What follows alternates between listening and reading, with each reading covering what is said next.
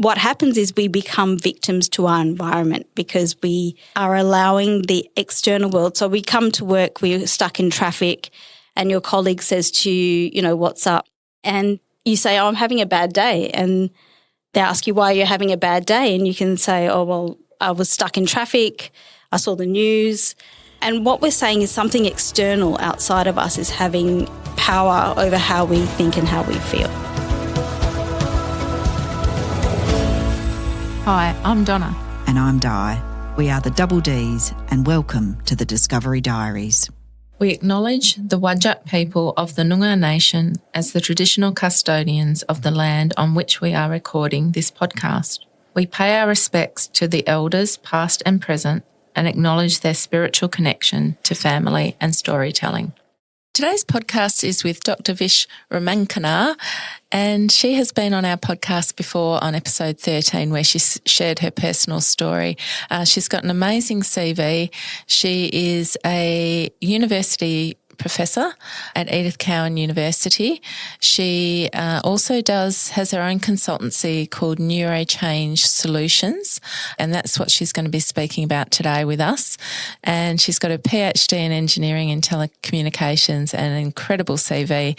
The best way to contact Vish is either through LinkedIn, so Vish, V-I-S-H, Ramakonar, R-A-M-A-K-O-N-A-R. And she also has a website, which is www.doctor, so D-R-V-I-S-H-R-A-M-A-K-O-N-A-R.com. I hope you enjoy this episode as much as we did, and definitely give the exercise, the breathing exercise that we do, make sure that you stop and do it because it's a very powerful exercise, and we hope you enjoy this episode. Well, Vish, it's fantastic to have you on the podcast. Welcome. Thank you. So you've got the honour of being the first guest that we've ever had as a return guest, which is great for us as well, Di, because it means we've done enough episodes to have a return guest. Vish, it's lovely to see you again. Thank you for having me. So Vish spoke in episode 13 about a lot of your personal story and how through tragedy and basically your body kind of telling you there's a lot going on here, that led to your personal journey of healing and transformation. And towards the end of that podcast, you talked about how you did some very specialised training with Dr Joe Dispenza. And so Vish and I caught up a week or so ago, and I was talking to her about how season 2 in the podcast is about building our listeners' courage and resilience. And as we were talking, I realised, gosh, Vish has got a lot to offer through this work with Joe Dispenza. So welcome, Vish, and I'll hand over to you to talk about your change program, which is called Change Your Mind, Create New Results program. Oh, thanks so much, Di, and Donna for having me back again. It's I didn't realise I was the only return guest so far. Yeah, what an honour. So I have been trained by Dr Joe Dispenza himself to deliver this program called Change Your Mind, Create New Results. He has spent the last 25, almost 30 years actually, studying how the brain works and looking at ways that we can harness the power of the brain to create desirable and sustainable change in our lives. And he's got some best-selling books. One of the books is called Breaking the Habit of Being Yourself, and he was getting a lot of requests from organisations to come in and do some consulting work around these teachings to help organisations, you could say, change their mindset to have more of a growth mindset, become more resilient, and ultimately change the culture of the organisation. And I think, he's getting more and more requests, so he decided that he was going to create a program based on this stuff, based on Breaking the Habit of Being Yourself, that book specifically, and start training others to deliver this program so that we can reach more and more organisations and more people. So I think in my first podcast, I might have explained to you all that I came across this work in 2019. Just before COVID, you said you got the plane back in time. Yes, that's right. So that's when I was trained in Palm Springs in February 2020.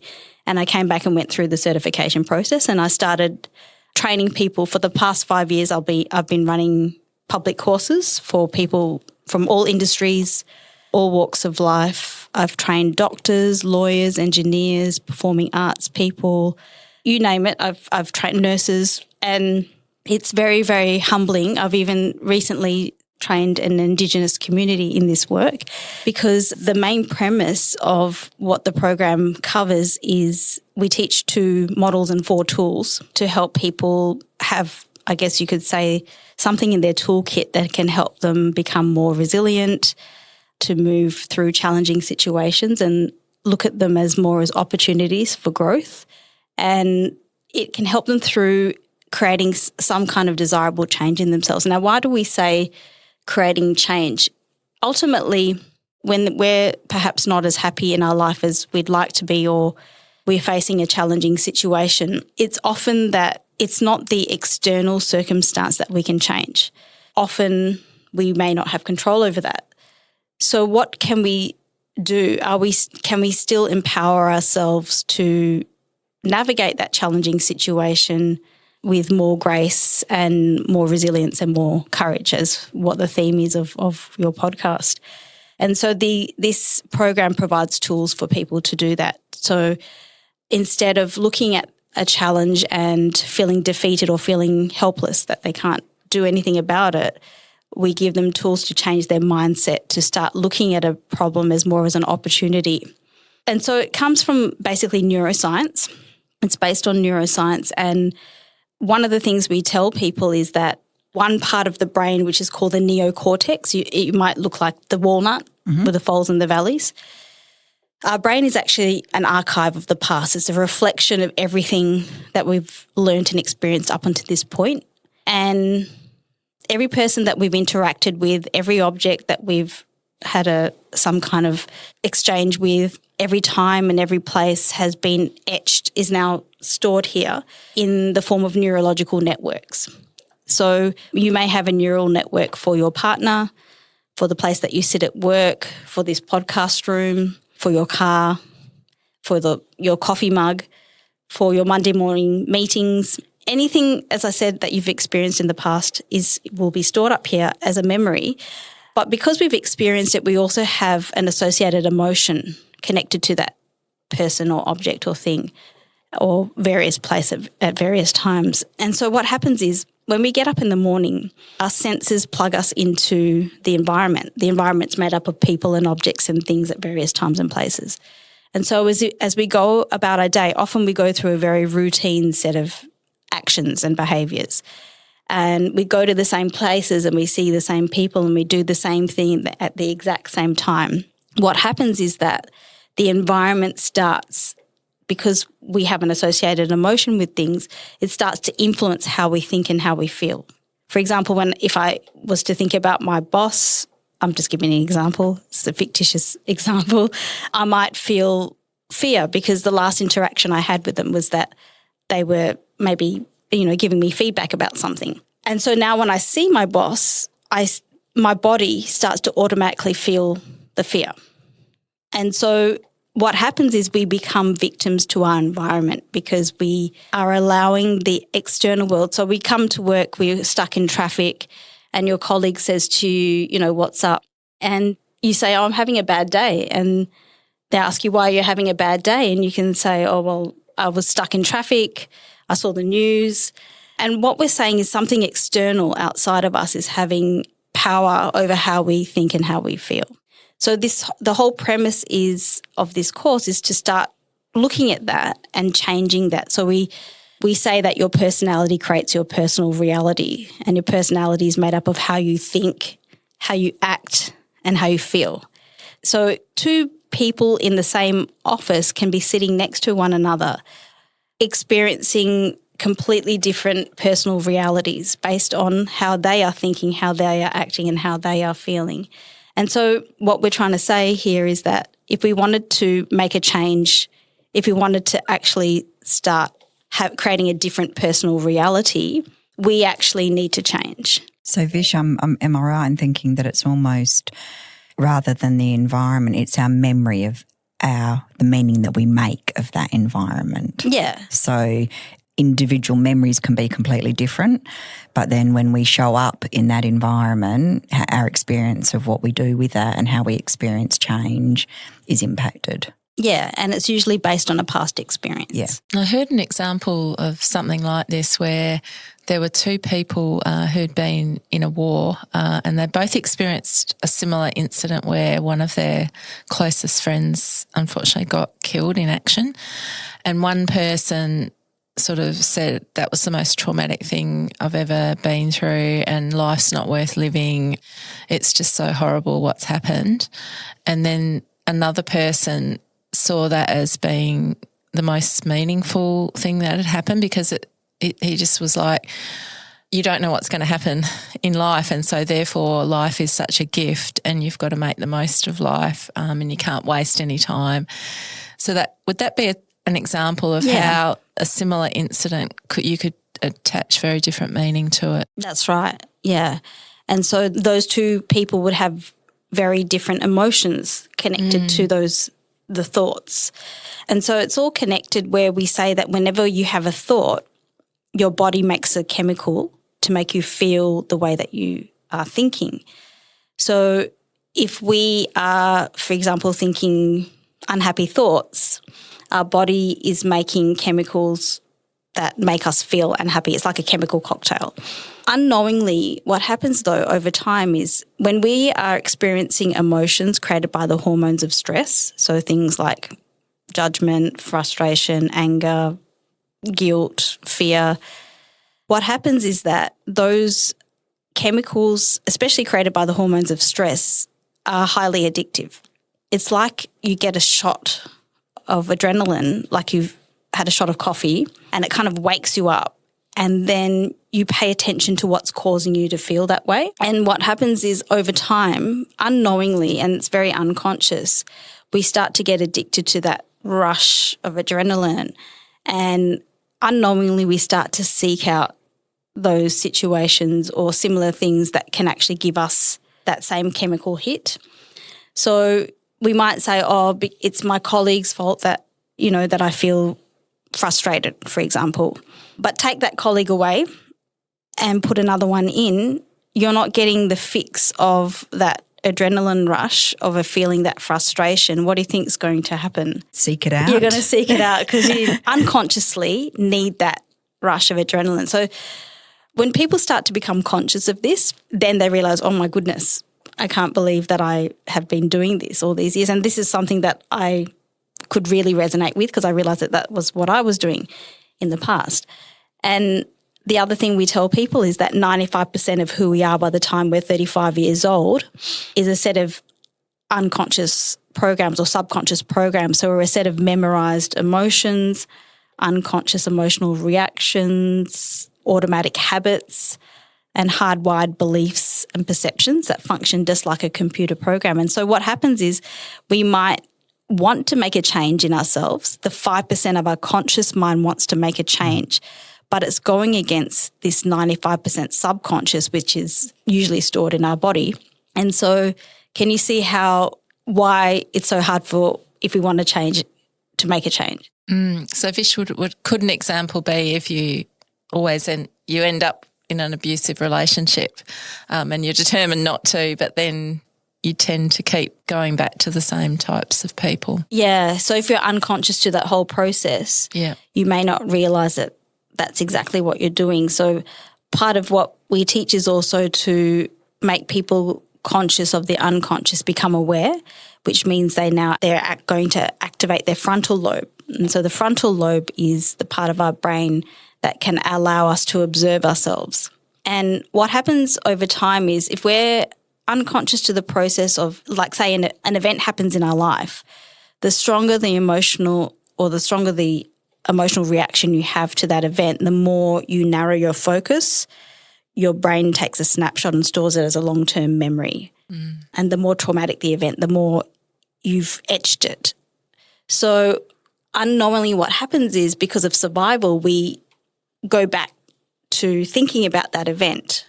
And unfortunately what happens is the body doesn't know the difference between a real life experience that's creating that emotion or the emotion we're fabricating by thought alone. So if it's a very stressful event, the body is under stress 24 hours a day, 7 days a week, 365 days a year. And as we know, no organism was built to live in survival for extended periods of time. You know, sooner or later it will break down. So this is why we can see a lot of, chronic health problems also happening. So by knowing all this information, when you are firing and wiring the same thought over and over again, what happens is it hardwires a neural pathway and then it becomes the automatic program. So to break that cycle, we give people tools to break the cycle of that, to become conscious and break the cycle of that. But we also get them to create a blueprint or a vision of who they would like to be. So how does this new person think? How does this new person act? So for example, in a work setting, if I wanted to be an inspirational leader, how would I turn up to meetings? How would I speak to my colleagues and my team? How would I conduct myself in a challenging situation? And you start to mentally rehearse that. It's no different to what Olympic athletes do, where they mentally rehearse their moves, and top CEOs do the same thing. Because what happens is as you're mentally rehearsing it and you're in your sort of imagination, you're imagining that it's happening. As I said, the body doesn't know the difference. It thinks it's actually happening now, and you are actually creating new neural pathways as if it's already happened. So by doing this over and over and over again, you can actually change your personality. So you can actually biologically, neurologically change yourself to literally become someone new.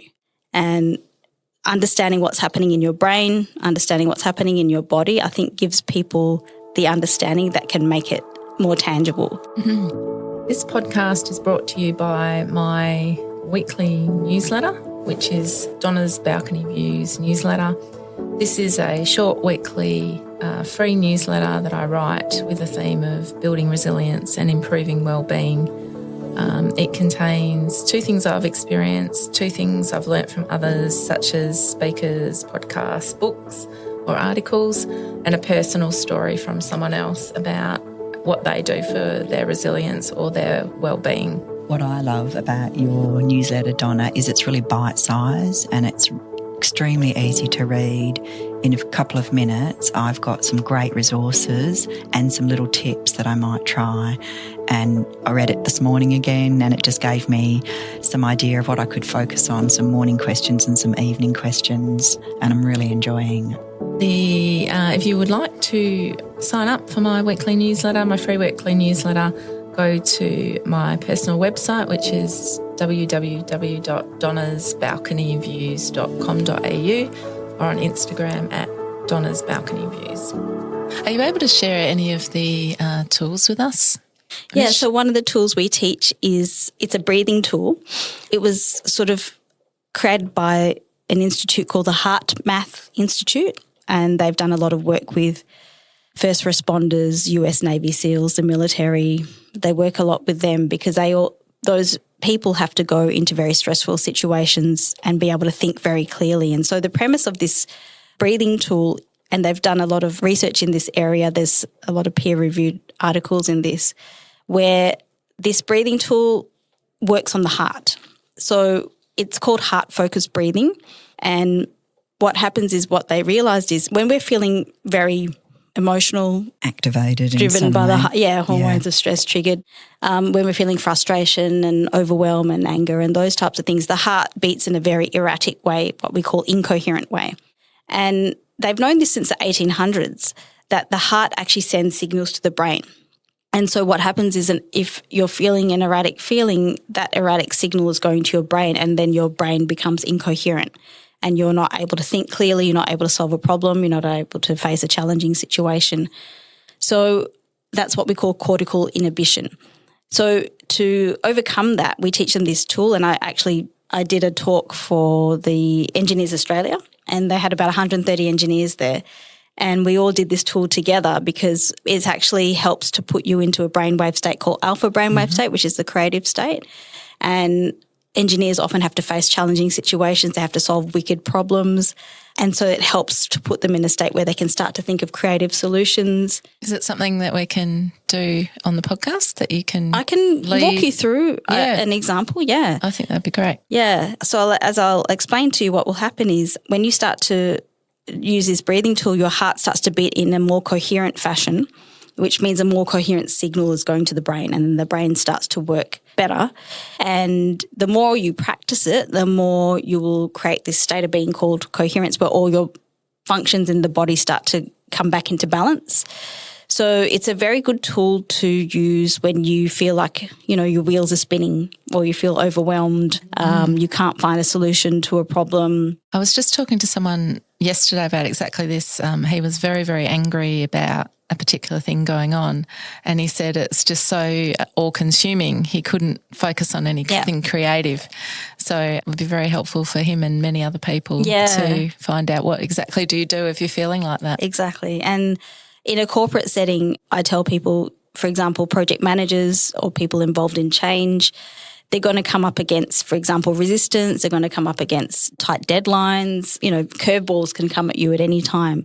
So often what happens is people will turn to some other external substance or whatever it is to try and manage that stress.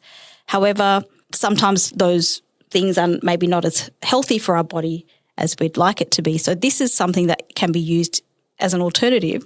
In fact, they use it in the Mayo Clinic. Have you heard of the Mayo Clinic? Yep. Yeah. Sure. Yeah, it's a very rich resource and well known for people to access as a resource. Yeah. They use them when they go into a meeting. They often do this technique before they start the meeting, and usually they finish the meeting before, the slot that they've allocated, and that everyone comes out happy because they're in a state of being where they actually can have a proper conversation, even if there's conflict. You're not getting caught up in the emotions of it, but you're able to see things objectively. So, yeah, really helpful. Well, let's give it a go. Yeah, sure. I think we could both do with I'm ready. some of this heart We are your willing breathing. guinea pigs. Absolutely. So I'll walk you through what we're going to do, and then I'll actually take you through the guided part. So this particular technique I'm teaching you is called the heart lock-in technique, and it'll start off with me asking you to take some deep breaths. So you put your attention in the heart, in your actual physical heart area, or in the center of your chest, whatever you feel comfortable with. And then what you do is you take really deep, slow breaths into the heart or the center of your chest and out. So the ideal count is 5 counts in and 5 counts out. So I'll get you to do that for a few rounds, and then what I'll do is I'll ask you to bring up a feeling of gratitude. Now, the reason I'm asking you to bring up a feeling of gratitude is because their research has shown when you're feeling emotions like appreciation or gratitude and things like that, it actually amplifies the level of coherence in your heart. And the last part of this exercise is I'll ask you to radiate that feeling of gratitude from the heart to the rest of your body and then out into the space around you. Okay? All right. Hey, so let's go. Sitting in a comfortable position and placing your attention in the center of your chest, and we're going to just do some heart-focused breathing. So let's take a really deep breath into the heart for the count of 5, 4, 3, 2, 1, and exhale for 5, 4, 3, 2, 1, and inhale for 5, 4, 3, 2, 1, and exhale for 5, 4, 3, 2, 1. Take another deep breath into the heart for 5, 4, 3, 2, 1, and exhale for 5, 4, 3, 2, 1. And just relax and breathe normally for now.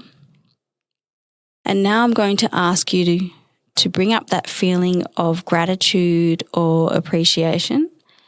So it could be gratitude for a loved one, or for even your pet, or even a special place like a sunset at the beach. And now we're going to breathe in this feeling of gratitude, really filling up our heart with this gratitude for the count of 5, 4, 3, 2, 1, and exhale for 5, 4, 3, 2, 1. Expanding our heart with gratitude for 5, 4, 3, 2, 1, and exhale for 5, 4, 3, 2, 1. And just keep filling up your heart with this gratitude, really deep, slow breaths, filling yourself up. And do that for a few rounds.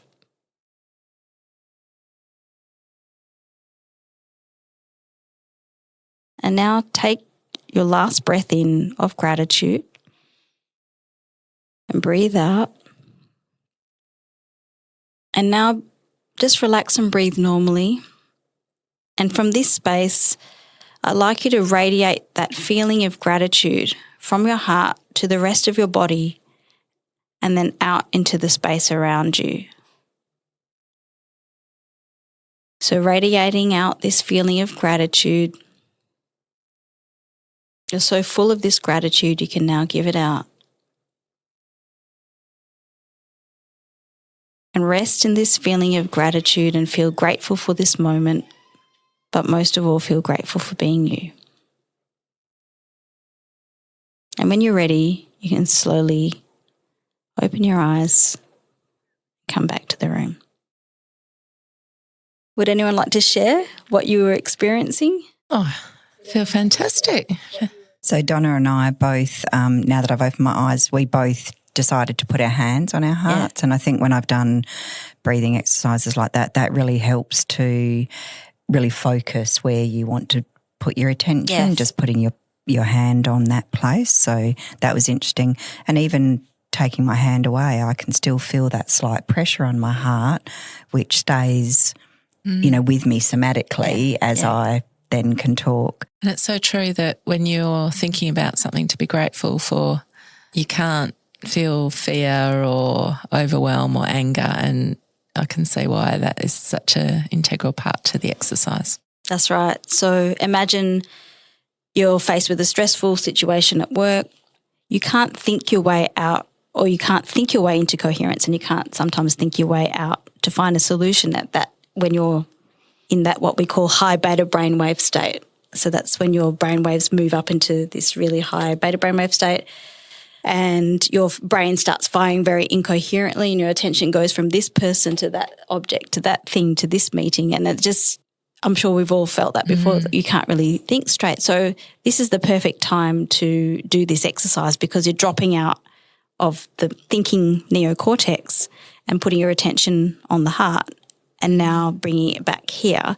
That is going to slow the brain waves down back again and become help your brain to become more coherent. And then when you revisit that situation, you'll be able to hopefully look at it from a different perspective and be able to look for a creative solution. I think this is one of the things that a lot of people are, they're really looking for that evidence base. When you think about something like gratitude, we know in popular psychology there's, people say, oh, just be grateful, or they say, but actually to understand some of the rigour and the evidence behind that, I think is really important to some of our listeners. Yeah. And I wonder how you find having that neuroscience to back it up is helpful for people who are maybe more sceptical or just say, oh, it's just gratitude. Yeah. How do you respond to that? Well, I myself am a very sceptical person, coming from an engineering background, very analytical. And so I was never a person that could meditate or do any of those things, because I never understood the meaning behind it. Whereas Dr. Joe's work is the first time that I've actually been able to understand the meaning behind why I am doing something. And for example, even one of the techniques we teach is a mental rehearsal, which is like a meditation almost.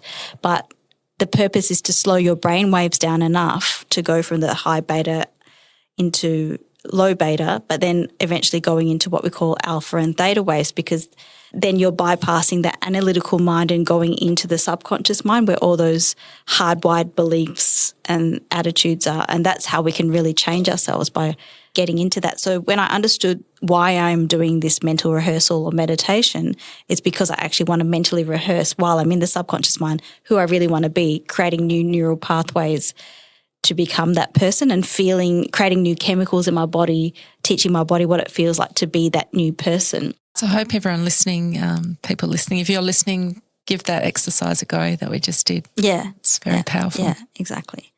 So Vish, you were mentioning to me that these tools and models and this program are very heavily used around the world in quite stressful environments such as prisons, with Indigenous communities that have experienced a lot of trauma. Can you talk a little bit about that and why it's so powerful for those particular communities? Yeah, so this program has been running, I think, for the past few years in prisons, starting off in Mexico. I think they started off in a women's prison, and now it's now been rolled out to other prisons, and now also in the US as well. And the reason why they started it there is because the conditions in the women's prison in Mexico were just it's unbelievable, right? The women sleep standing up, and there's so many of them in one cell. Yeah. So you can imagine the conditions that are there. However, this program has transformed so many of them to start looking at the situation that they're in a different perspective. And what's actually happened is, and I think it comes from the warden who's very open to this, the culture has started to shift in the prison, and the women are starting to look after one another and look out for one another, care for one another. In fact, those that hadn't come for the training were asking what's going on because they saw that the other women were starting to bond and communicate better. So it's very, very powerful in shifting mindsets, because obviously they can't change their situation, can they? They're in that cell, but somehow they were able to shift their perspective and mindset to find gratitude or some little piece of joy or happiness in what they do, and they meditate together. They do all these exercises together. So it's incredibly powerful to see that. And the same where they have done these programs in Indigenous tribes around the world. The Lakota and Hopi tribe, I think, is where they started first. Again, Pine Ridge, again, very terrible conditions, a lot of trauma that people have gone through. And why is this work so important is because people do not need to feel that their past defines their future. So if you keep yourself stuck in the past, you end up living a life that perhaps you're not as happy as you'd like to be. In this program, we try to show people that the past doesn't have to define who they are, and it doesn't matter what happened in the past. You can change as a person, and you can define who you want to be and what kind of future you want to create for yourself. And in that way, they slowly start to heal what has, the trauma or whatever has happened in the past. They do this program for war veterans as well, again, who have gone through so much trauma.